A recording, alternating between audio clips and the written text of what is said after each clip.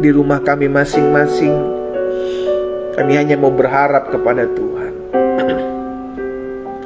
Sebab dari Tuhan datang pertolongan kami. Kami mau belajar percaya. Kami mau belajar berharap sama Tuhan.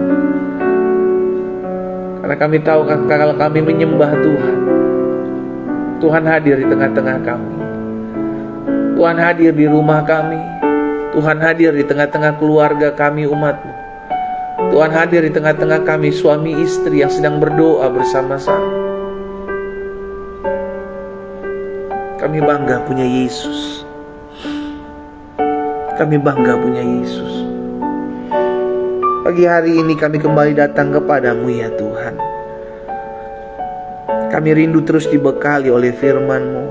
Kami rindu terus dipersiapkan, dimurnikan.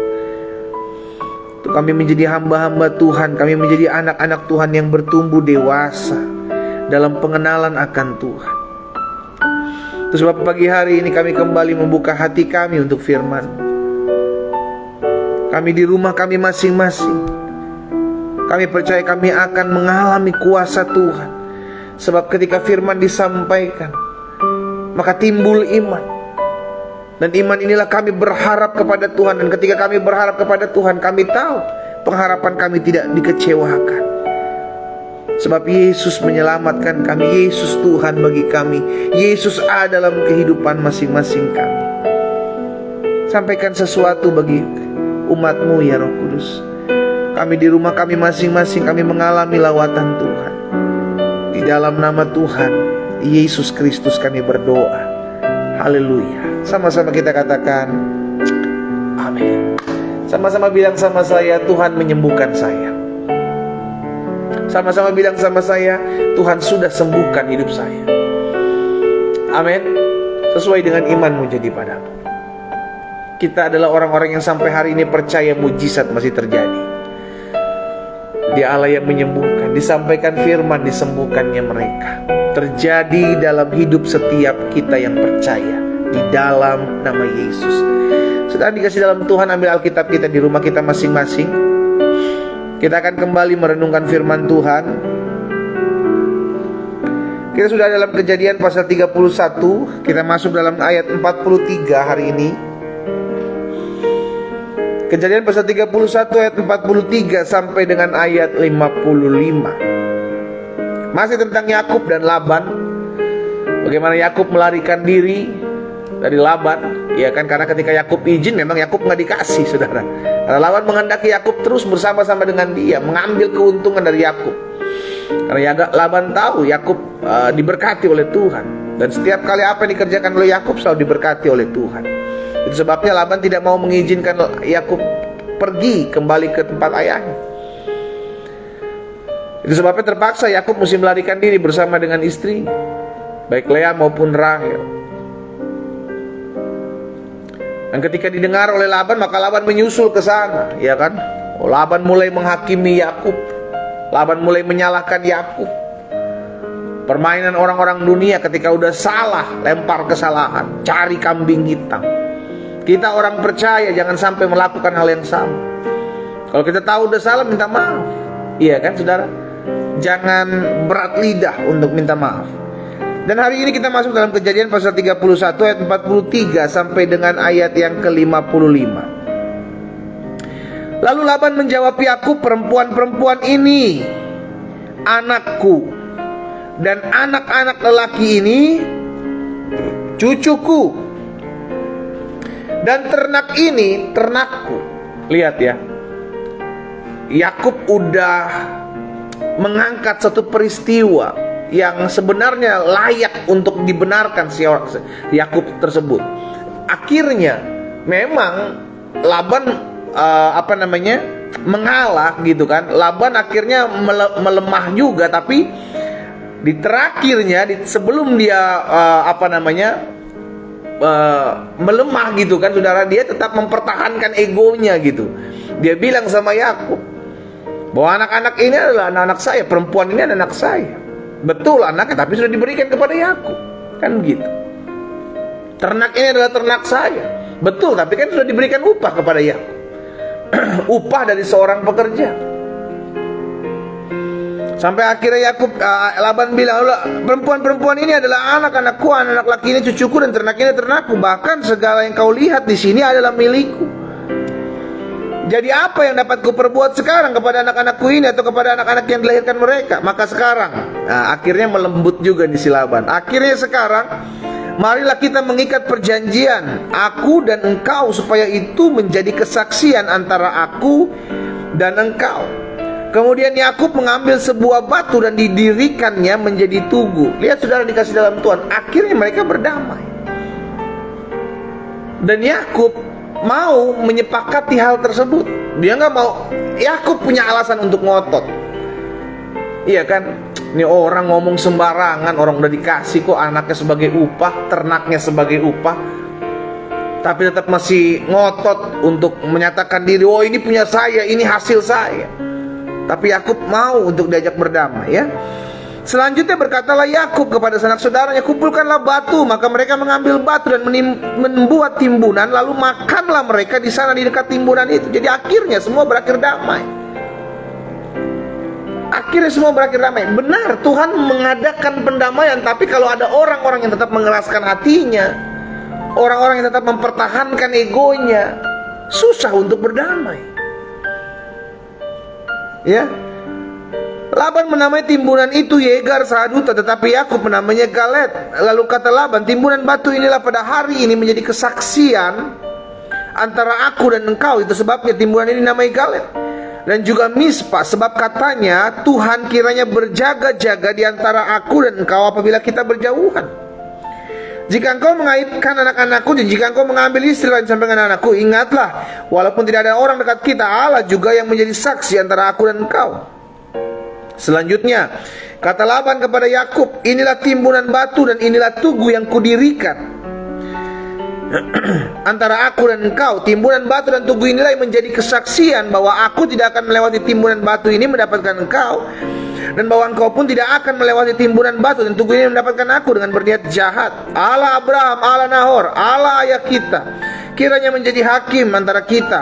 Lalu Yakub bersumpah demi yang disegani oleh Ishak ayahnya. Dan Yakub mempersembahkan korban sembelihan di gunung itu. Ia mengundang makan sanak saudaranya, lalu mereka makan serta bermalam di gunung itu. Keesokan harinya pagi-pagi Laban mencium cucu-cucunya dan anak-anaknya serta memberkati mereka. Kemudian pulanglah Laban kembali ke tempat tinggalnya. Saudara dikasih dalam Tuhan, hari ini saya mau bagikan satu kebenaran firman Tuhan tentang mereka berdua, antara Yakub dengan Laban. Dalam kehidupan kita pun demikian. Di antara kita keluarga, di antara kita saudara, mungkin ada pertikaian, mungkin ada perdebatan, mungkin ada ego yang didahulukan masing-masing. Tapi pada akhirnya kerinduan Tuhan satu, ada kedamaian. Sama-sama bilang sama saya, ada kedamaian. Itu kerinduan Tuhan. Ya kan, makanya pemazmur katakan, di mana ada kedamaian, di mana ada kerukunan, ada kesatuan hati, maka kesanalah berkat-berkat Tuhan, Tuhan curahkan. Orang yang suka ribut, orang yang suka bertengkar, susah untuk mengalami berkat Tuhan. Kenapa? Karena kerjaannya ribut. Ada roh pemecah. Bentar-bentar ngajakin ribut, gak ada masalah dibuat ada masalah. Masalah kecil dibesar-besarkan. Wah, repot orang-orang seperti ini sudah. Giliran diajak damai gak mau. Apa-apaan, saya gak salah. Tetap mempertahankan egonya. Ngapain ngajak berdamai? Orang kita gak bermusuhan. Padahal hatinya panas, hatinya dengki, hatinya dendam. Hari ini kita diingatkan satu peristiwa, sudah dikasih dalam Tuhan, dengan Laban dan Yakub. Yakub punya hak untuk tetap komplain dan mempertahankan kebenaran yang ada, karena itu yang terjadi. Tapi Laban adalah orang yang tetap kekeh, tetap mempertahankan egonya. Wah, ini anak-anak saya, ini cucu-cucu saya, ini ternak saya, semua yang kamu punya itu milik saya. Bayangkan, Yakub udah kerja 20 tahun untuk memperoleh semuanya itu. Dan karena berkat-berkat Tuhan, tapi Yakub tetap apa? Tetap membela diri. Kenapa sulit terjadi pendamaian? Karena masing-masing membela diri. Akhirnya di satu sisi menganggap diri yang paling benar, di sisi lain orang lain juga menganggap diri saya yang benar, pendeta. Suami istri juga begitu. Suami-suami menganggap diri yang paling benar, istri-istri menganggap diri juga nggak salah. Anak-anak dengan orang tua, mertua dengan menantu ribut cuma gara-gara apa? Saya yang benar. Ini bahaya. Dan kita mesti sadari, kita ini anak Allah. Sama-sama taruh tangan kanan kita di dada. Sama-sama bilang sama saya anak Allah. Apa ciri-ciri anak Allah? Tuhan Yesus bilang, mereka yang suka membawa damai disebut anak-anak Allah. Berarti jangan ngaku anak Tuhan Yesus kalau engkau tidak suka berdamai. Halo. Suami-suami, berdamai dengan istrimu. Istrimu bukan makhluk yang sempurna. Istrimu penuh kekurangan. Istri-istri, berdamai dengan suamimu. Suamimu bukan makhluk yang sempurna, dia punya kekurangan. Tapi yang Tuhan kehendaki adalah pendamaian. Ingat, Tuhan sudah memperdamaikan kita dengan dirinya oleh karena kematian Kristus.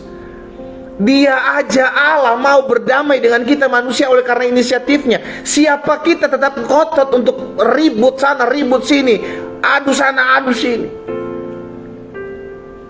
Mungkin saudara berkata, tapi pendeta, hati saya terlalu sakit. Saya terlalu disakiti oleh pasangan saya terlalu disakiti oleh mantan pacar saya terlalu disakiti oleh suami saya terlalu disakiti oleh mertua saya, menantu saya. Saya selalu bilang ada 1001 alasan untuk kita tetap terus ngajak ribut orang. Saya ulangi sekali lagi, ada 1001 alasan untuk kita bisa tetap terus ngajak ribut orang ada di sekeliling kita.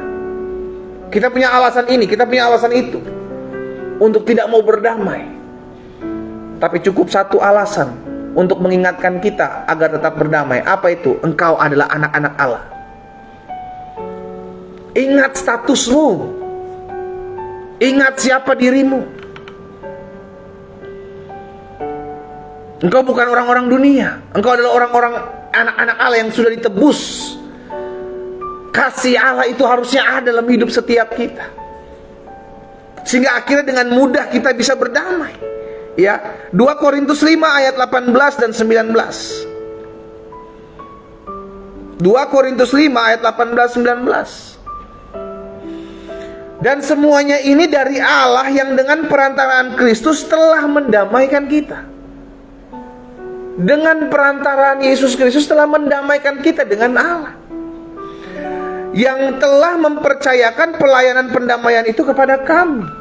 Jadi kita terlebih dahulu diperdamaikan.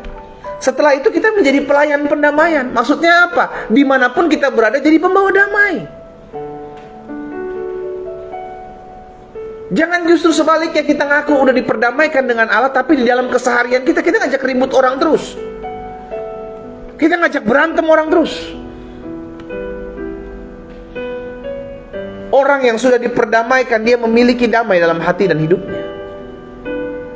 Tapi sebaliknya, orang yang tidak mengalami kedamaian dalam hatinya, sejatinya dia adalah orang yang sebenarnya belum diperdamaikan dengan Allah. Kalau engkau ngaku sudah diperdamaikan dengan Kristus, maka jelas engkau bisa membawa damai dan engkau bisa membagikan damai. Sebab Allah mendamaikan dunia dengan dirinya oleh Kristus dengan tidak menghitungkan pelanggaran mereka.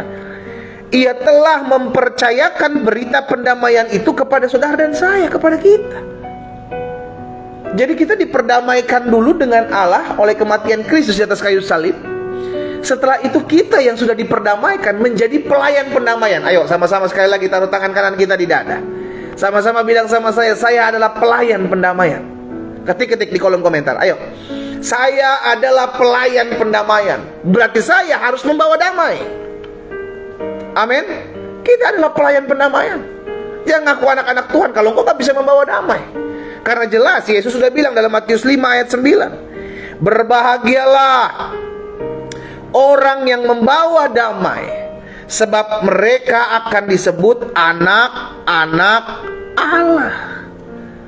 Jadi orang yang ngajak gampang membawa damai, jelas karakternya mereka adalah anak-anak Allah. Tapi sebagian demikian pula sebaliknya.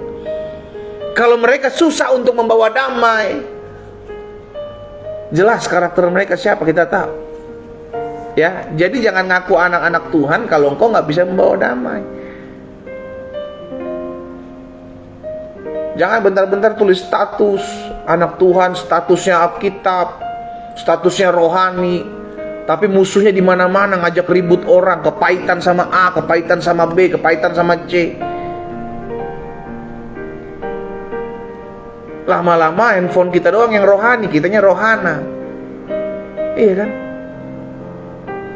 Pastikan setiap kita menjadi pembawa-pembawa damai. Jangan cuman status kita aja yang menjadi pembawa damai. Jangan cuman handphone kita aja yang suka membawa damai. Tapi kita, sama-sama bilang sama saya yang harus membawa damai.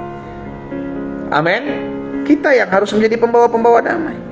Roma 12 ayat 17 dan 18.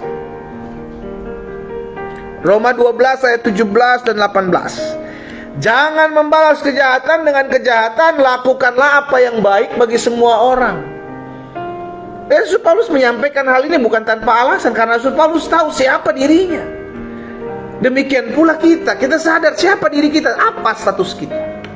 Anak Allah. Kalau anak Allah jelas Matius 5 ayat 9. Engkau harus membawa damai. Sedapat-dapatnya kalau hal itu bergantung padamu, hiduplah dalam perdamaian dengan semua orang, termasuk musuhmu, termasuk orang yang menyakitimu, termasuk orang yang pernah merugikan hidupmu. Berdamai dengan mereka. Nah, karena itu saya pelajari apa yang perlu kita ingat untuk dapat membawa damai. Jadi ketika kita mau menjadi pembawa-pembawa damai, hal ini yang perlu kita ingat. Yang pertama, ingatlah bahwa kita sudah diperdamaikan terlebih dahulu dengan Allah oleh kematian Kristus. Sehingga ketika kita diperhadapkan dengan orang yang mengecewakan kita, kita ingat, oh iya ya, dulu saya sebelum mengenal Kristus saya juga sering ngecewain Tuhan kok. Dulu sebelum saya mengenal Kristus saya juga sering nyakitin hati Tuhan kok. Dan tetapi Tuhan masih mau mengampuni saya. Sekarang siapa saya? Kalau ada orang yang ngecewain saya, ada orang nyakitin hati saya nggak mau mengampuni. Selebih-lebih dari apa diri saya daripada Tuhan? Sampai saya tidak mau mengampuni orang-orang yang menyakiti saya. Pastikan setiap kita membuat perbedaan, saudara. Betul, kita tinggal di dunia yang sama dengan orang-orang dunia. Tapi jangan sampai kelakuan karakter kita sama seperti orang-orang dunia. Harus memiliki perbedaan. Orang-orang dunia ketika disakiti dia akan balas menyakiti. Orang-orang dunia dikecewakan dia akan balas dengan untuk mengecewakan orang lain.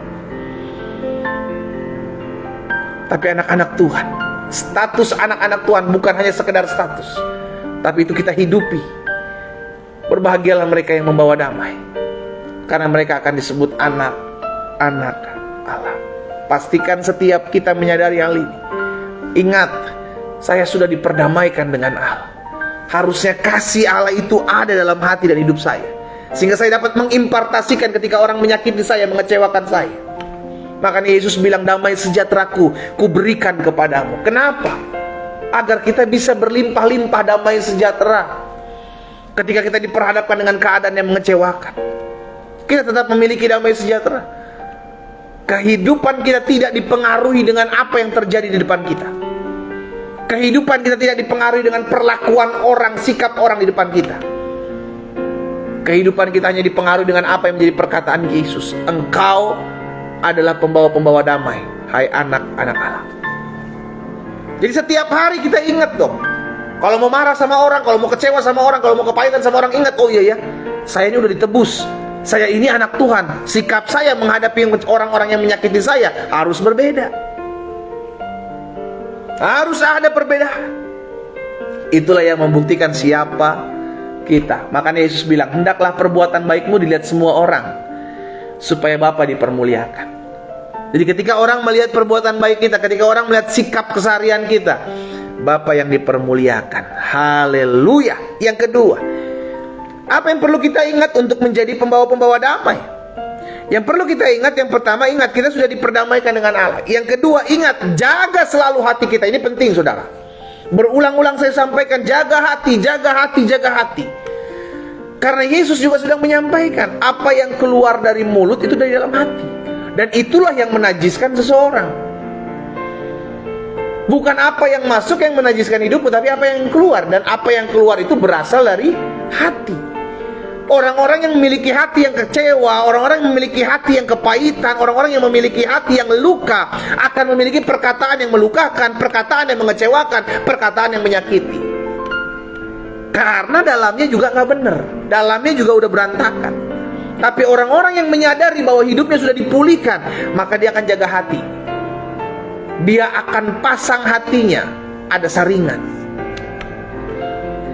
Tidak semua sikap orang, perlakuan orang, perkataan orang kau simpan dalam hatimu, Pak, Bu, jangan. Nanti hatimu penuh dengan kepahitan. Jangan. Apa yang kau lihat itu tidak membangun hidupmu, apa yang kau lihat itu menyakiti, mengecewakan hidupmu, jangan kau simpan, buang itu jauh-jauh.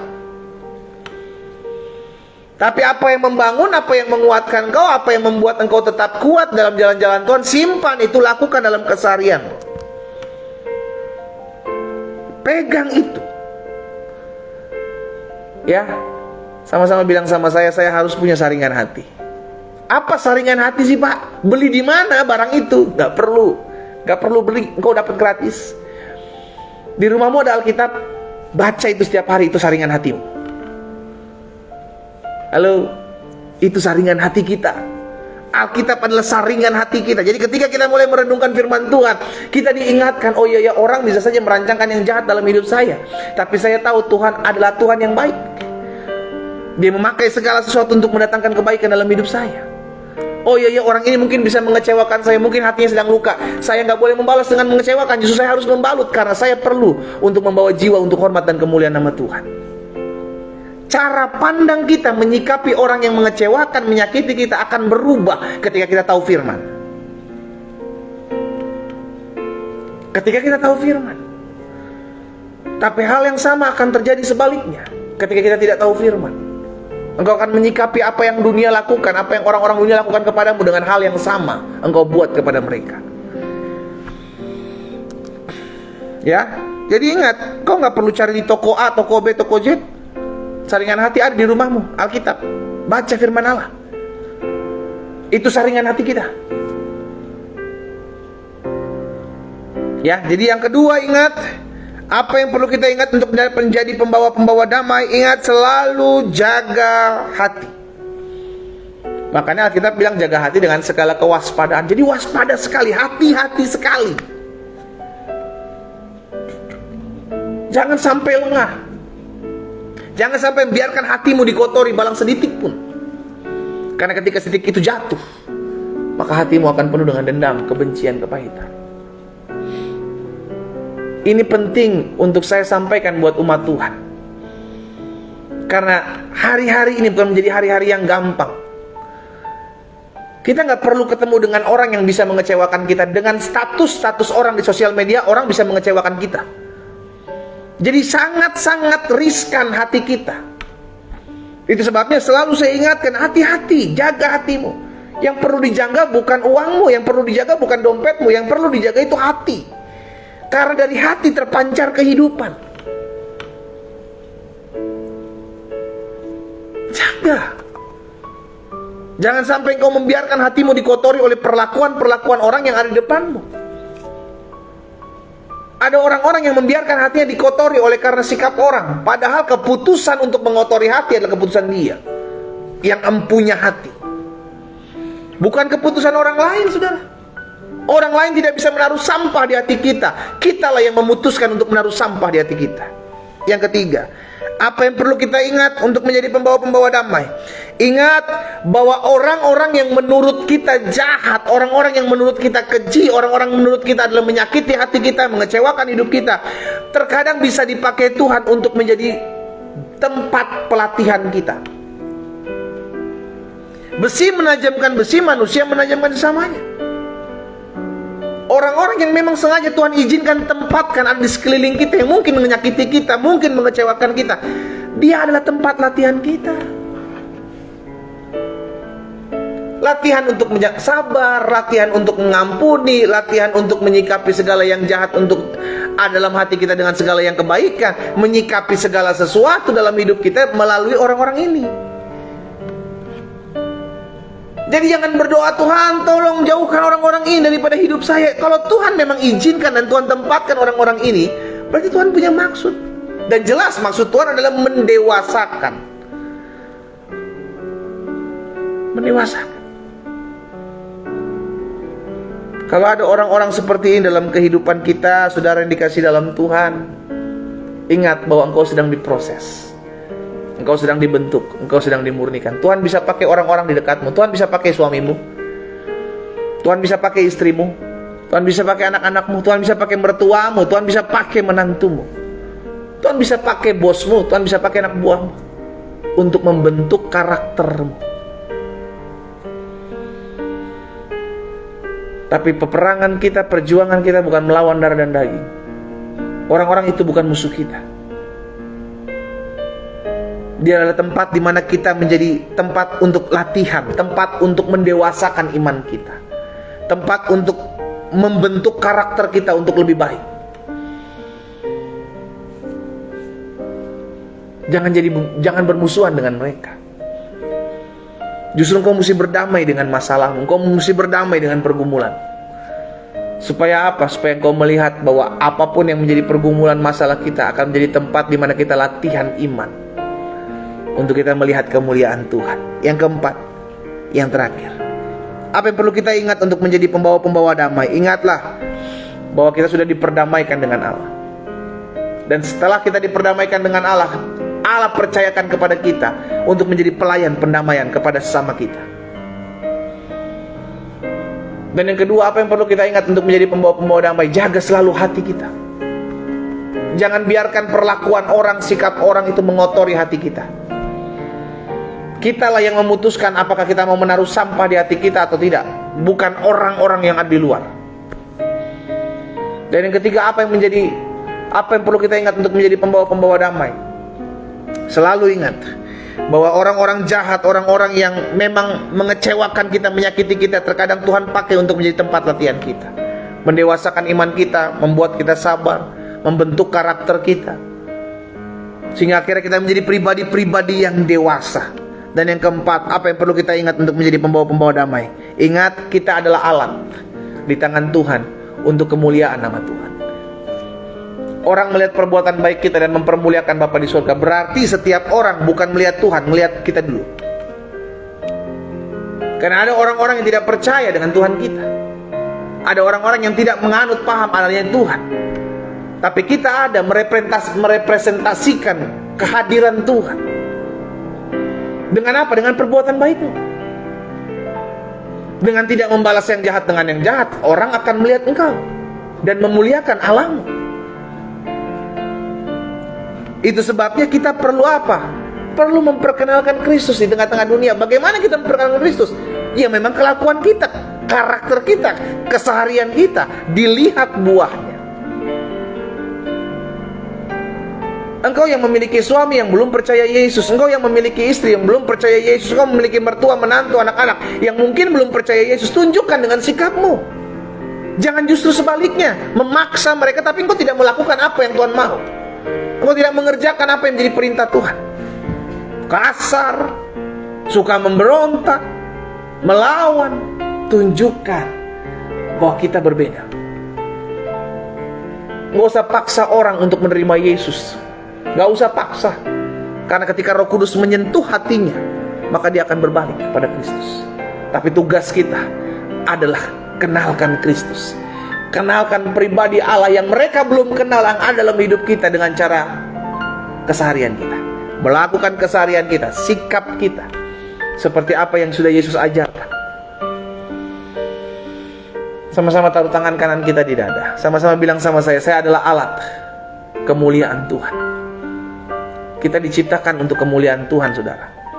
Karena itu pastikan kita hidup mempermuliakan nama Tuhan. Jangan jadi batu sandungan buat orang lain. Tapi biarlah kita membiarkan diri kita, menjadikan diri kita menjadi batu loncatan buat orang lain untuk memperkenalkan Kristus dalam keseharian kita. Ingat, kita adalah pembawa-pembawa damai. Kita adalah anak-anak Allah. Berdamailah dengan semua orang, termasuk orang-orang yang pernah mengecewakanmu, orang-orang yang pernah menyakitimu. Kalau mereka tidak mau berdamai, itu surat urusan mereka sama Tuhan. Tapi diri kita, sikap kita adalah menjadi pembawa damai. Jangan simpan dendam, jangan simpan kecewa, jangan simpan kepahitan. Jaga hati, karena dari hati kita terpancar kehidupan. Kita berdoa, kita datang kepada Tuhan. Bapa, kami bersyukur buat pagi hari ini, buat kasih setia Tuhan, buat anugerah Tuhan yang ada dalam kehidupan kami. Sungguh kami boleh melihat keberkatan Tuhan. ada dalam keseharian kami. Hari ini kami mendengarkan firman-Mu. Kami tahu kami tidak bisa merubah orang, tapi kami harus merubah hati kami untuk menyikapi orang-orang yang belum bisa berubah ini, agar selalu menjagai hati kami, sehingga kami tetap terus menjadi pembawa-pembawa damai, karena itulah yang menjadi kehendak Tuhan. Kalau ada orang-orang yang ada di sekeliling kami yang terkadang ngeselin, yang terkadang memang Tuhan izinkan, Tuhan taruh ada di depan kami, Tuhan taruh ada di sekeliling kami, hari ini kami menyadari, kami mengerti bahwa mereka adalah tempat di mana kami berlatih, tempat di mana kami mendewasakan iman kami. Bapa, hamba berdoa sehingga setiap kami umat-Mu yang mendengarkan pagi hari ini kebenaran firman Tuhan tertanam di hati kami dalam nama Yesus, sehingga kami menjadi pribadi-pribadi yang terus diubahkan, terus dibaharui. Kami ada untuk membawa damai, karena kami adalah orang-orang yang sudah diperdamaikan dengan Allah.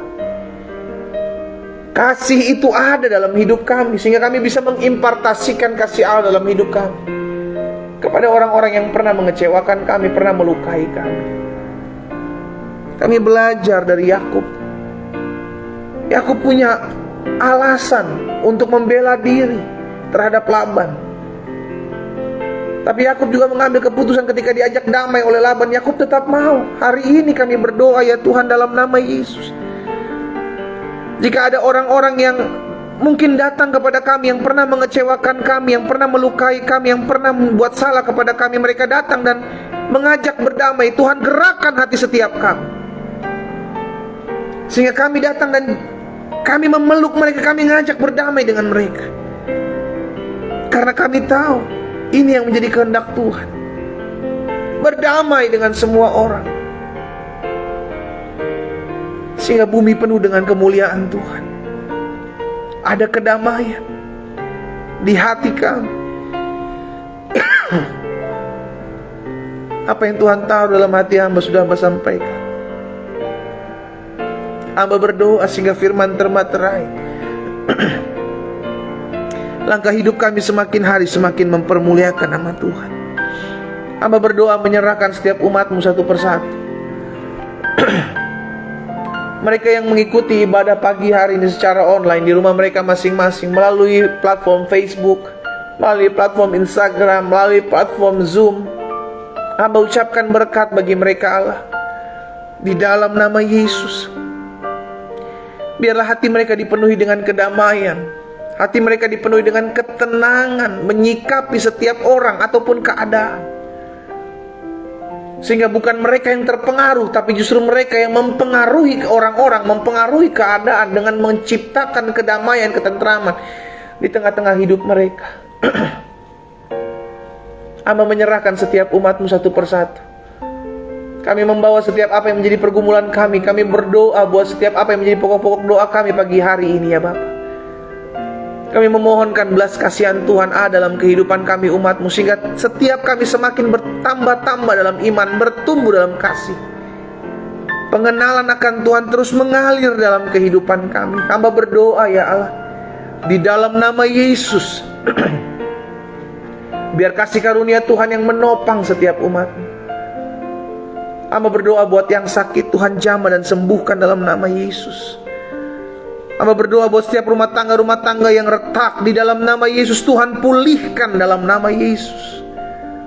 Hamba berdoa sehingga suami-suami, istri-istri dijamah, ada mengalir kasih kedamaian di hati mereka dalam nama Yesus.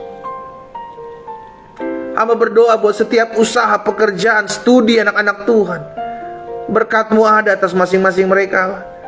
Apapun yang mereka kerjakan di bawah tangan Tuhan berhasil. Tuhan tolong, sehingga setiap anak-anak Tuhan dalam setiap tugas dan tanggung jawab mereka, aktivitas mereka dipimpin, diarahkan, dituntun.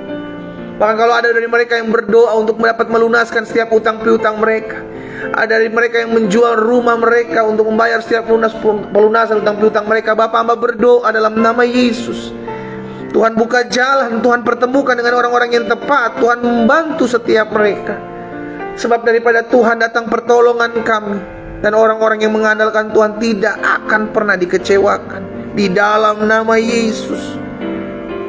Terima kasih Bapa. Pagi hari ini juga kami bersatu hati, kami berdoa menyerahkan ke dalam tangan Tuhan. Ada rumah tangga yang mendoakan agar dapatkan keturunan dalam rumah tangga mereka. Jika itu ada dirimu, taruh tangan kananmu di dada. Bapak berdoa buat setiap mereka yang menaruh tangan kanan mereka di dada, dan mereka berdoa agar mendapatkan keturunan ilahi dalam rumah tangga keluarga mereka. Di dalam nama Yesus dari Nazaret, terbuka kandungan mereka, dipercayakan keturunan ilahi dalam rumah tangga mereka. Terjadi dalam nama Yesus.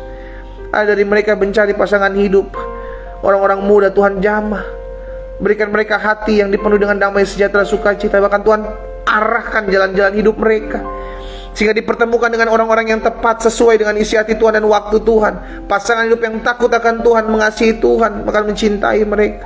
Di dalam nama Yesus. Ada orang-orang yang mencari pekerjaan, Tuhan berkati, Tuhan buka jalan bagi mereka. Ada dari mereka juga mulai merintis usaha, Tuhan buka jalan bagi mereka. Tuhan yang menopang, Tuhan yang memberkati apa yang mereka ucapkan, Tuhan yang memberkati apa yang mereka kerjakan. Di dalam nama Yesus. Terima kasih Bapa. Kami juga berdoa menyerahkan jiwa-jiwa yang masih jauh dari Tuhan. Mungkin ada di antara keluarga kami yang belum mengenal Yesus atau pergi meninggalkan Yesus. Kami berdoa dari tempat ini, kami ucapkan berkat di dalam nama Yesus. Tuhan jamah hati mereka, diubahkan, dipulihkan. Kami berdoa ya Tuhan, bahkan kalau ada di antara mereka yang belum mengenal Yesus, mereka melihat dan menyaksikan ibadah pagi hari ini, nanti siang, atau mungkin di hari-hari ke depan, Roh Kudus yang menjamah hati mereka di dalam nama Yesus, sehingga mereka mendapatkan ketenangan, kedamaian, ketenteraman ketika mereka melihat dan mengikuti ibadah yang ada di dalam nama Yesus. Mengucapkan berkat ya Tuhan. Biar kasih Tuhan menjamah melawat setiap kami. Kami juga berdoa mengucapkan berkat buat kota di mana kami tinggal. Kesejahteraan kota ini adalah kesejahteraan kami. Karena itu kami mengangkat kedua tangan kami ucapkan berkat buat kota kami.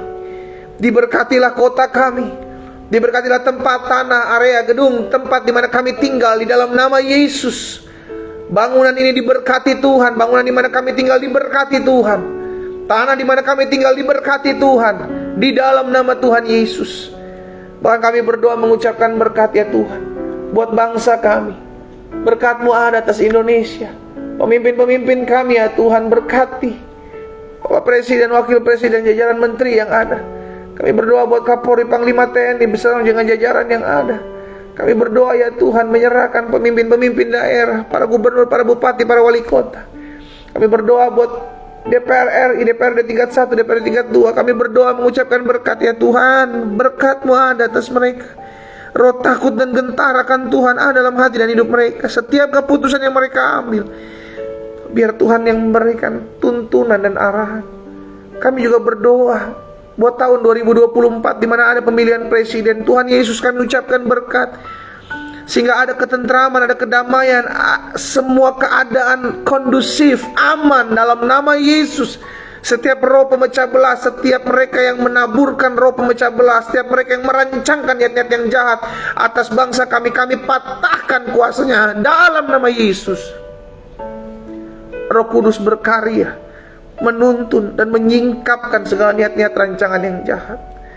Terima kasih Tuhan Yesus. Berkat-Mu ada atas bangsa kami. Kami terus berdoa ya Tuhan, Engkau yang terus memulihkan keberadaan bangsa kami. Ekonomi Indonesia diberkati, hasil-hasil bumi Indonesia diberkati di dalam nama Yesus.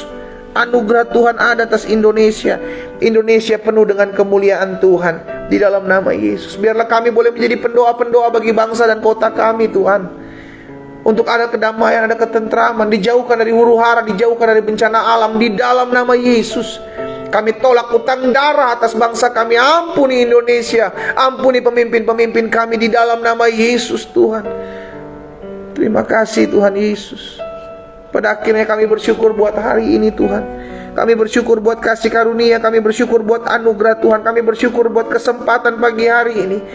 Kami memulai hari bersama-sama dengan Tuhan, memuji, menyembah Tuhan, merenungkan firman Tuhan, bahkan menaikkan doa-doa kami. Kami percaya doa orang benar bila dengan yakin didoakan sangat besar kuasanya. Dan kami imani apa yang dikatakan Tuhan Yesus. Apapun juga yang kamu doakan dan kamu minta, percayalah bahwa kamu telah menerimanya, maka hal itu akan diberikan kepadamu. Terjadi dalam hidup setiap kami di dalam nama Tuhan Yesus Kristus. Terima kasih Bapa. Ini doa kami, ini syukur kami. Di dalam nama Yesus, haleluya. Sama-sama kita katakan amin. Saudara dikasih dalam Tuhan, ingat, setiap hari kita diperhadapkan dengan orang-orang yang membuat kita bisa kecewa, luka, sakit hati. Tapi keputusan kita, apakah kita mau menyimpan sakit hati itu, atau kita mau melepaskan kedamaian buat orang-orang tersebut? Itu ada keputusan kita. Dan ingatlah selalu, engkau adalah anak-anak Allah. Tugasmu adalah menjadi pembawa-pembawa damai, pelayan-pelayan pendamaian. Dimanapun Tuhan tempatkan kita berada, ingat, kita adalah pelayan pendamaian. Jangan lupa besok hari Jumat kita punya kebiasaan yang baik dalam komunitas doa pagi, bahwa setiap hari Jumat kita mengambil waktu untuk berpuasa. Pastikan diri kita, melatih diri kita untuk menyediakan waktu.